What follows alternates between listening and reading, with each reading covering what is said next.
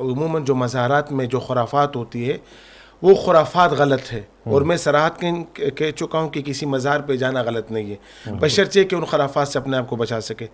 دوسری بات یہ ہے کہ سلام، پیارے نبی صلی اللہ علیہ وسلم کو سلام کرنا، سلام کا جواب دینا، آپ صلی اللہ علیہ وسلم کو سلام کرنا یہ ایک اور چیز ہے، صحیح ہے، اس کا کون مسلمان انکار کر سکتا ہے؟ باقاعدہ وہاں لکھ کے کہ والسلام ہاؤنا علی رسول اللہ صلی اللہ علیہ وسلم، والسلام ہاؤنا علی ابی بکر صدیق رضی اللہ عنہ، والسلام علی ہاؤنا عمر بن الخطاب رضی اللہ عنہ، صحیح ہے۔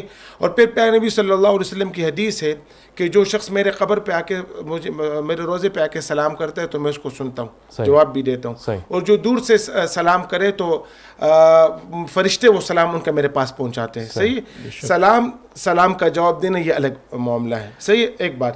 یعنی ہم الصلاۃ والسلام علیکہ یا رسول اللہ کہہ سکتے ہیں، وہاں بالکل کہہ سکتے ہیں، یہاں بھی کہہ سکتے ہیں۔ یہاں صرف یہ ہے کہ یا رسول اللہ کے معاملے میں بعض لوگ اس کو حاضر سمجھ کے کہتے ہیں، یا کا لفظ عموماً جو ہے نا حاضر کے لیے آتا ہے، اگر حاضر کی نیت سے کہہ رہے تو ہم کہتے ہیں کہ یہ صحیح نہیں ہے، ہمارا یہ نظریہ۔ جب قبور پہ جاتے ہیں زیارت پہ، السلام علیکم یا اہل القبور، یا اہل القبور بھی تو کہتے ہیں، جی جی، یا رسول اللہ کہنے میں اشکال ہے؟ یا رسول اللہ کے کہنے میں کوئی اشکال نہیں ہے، لیکن اس وقت آپ کا عقیدہ نظریہ کیا ہے؟ ہم جب السلام علیکم یا اہل القبور کہتے ہیں تو ہمارا مقصد یہ کہ قبر والوں کو سلام کرنا، صحیح۔ پھر یہاں تک ایک حدیث میں کہ وَإِنَّهُ لَيَسْمَعُ قَرْآنَ عَلِيمٍ، پھر وہاں سے ایک دوسرا مسئلہ نکلتا ہے کہ آیا مردے سنتے یا نہیں سنتے، جس میں حضرات صحابہ کرام کے درمیان بھی اختلاف تھا، وہ ایک الگ مسئلہ ہے، صحیح ہے۔ پیارے نبی صلی اللہ علیہ وسلم قبر میں زندہ ہے، اس میں کوئی اختلاف نہیں، آپ سلام سنتے، سلام کا جواب بھی دیتے، اس میں بھی کوئی اختلاف نہیں ہے۔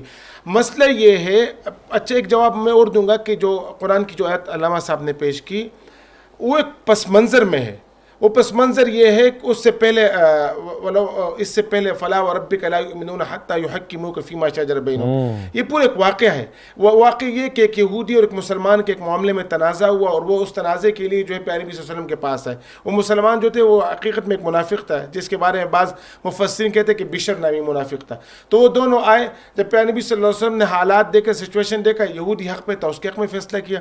تو پھر اس کے بعد وہ یہودی اور وہ مسلمان جو ہے وہ وہاں سے جا کے یہودی نے مسلمان سے کہا کہ معاملہ ہو گیا، مسلمان نے کہا نہیں، میں حضرت عمر فاروق رضی اللہ عنہ سے فیصلہ کرواؤں گا۔ جب دونوں عمر فاروق رضی اللہ عنہ کے پاس گئے تو حضرت عمر فاروق رضی اللہ عنہ نے جب دونوں کی بات سنی اور یہ ان کو پتہ چلا کہ پیارے نبی صلی اللہ علیہ وسلم اس کا فیصلہ کر چکے، تو آپ صلی اللہ علیہ وسلم نے اس منافق کا، حضرت عمر فاروق رضی اللہ عنہ نے اس منافق کا سر قلم کر دیا کہ تم بڑی بارگاہ میں گئے ہو تو میرے پاس کیوں آئے؟ کہا کہ جو محمد کا فیصلہ نہیں مانے، میرا فیصلہ اس کے حق میں ہوتا ہے۔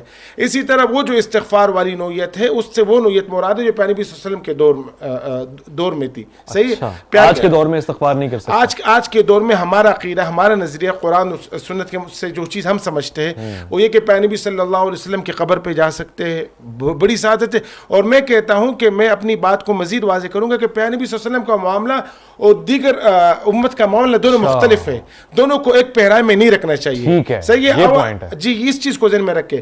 پھر پیارے نبی صلی اللہ علیہ وسلم نے جہاں فرمایا کہ وجبت لہ شفاعتی، میری شفاعت اس کے لیے واجب ہو گئی، آپ کا کہنا ہی شفاعت ہے، ایسا ہی ہے۔ بس وہ جو گیا جو کام اس نے نبی کے بتائے ہوئے طریقے کے مطابق کیا، اس کو نبی کی شفاعت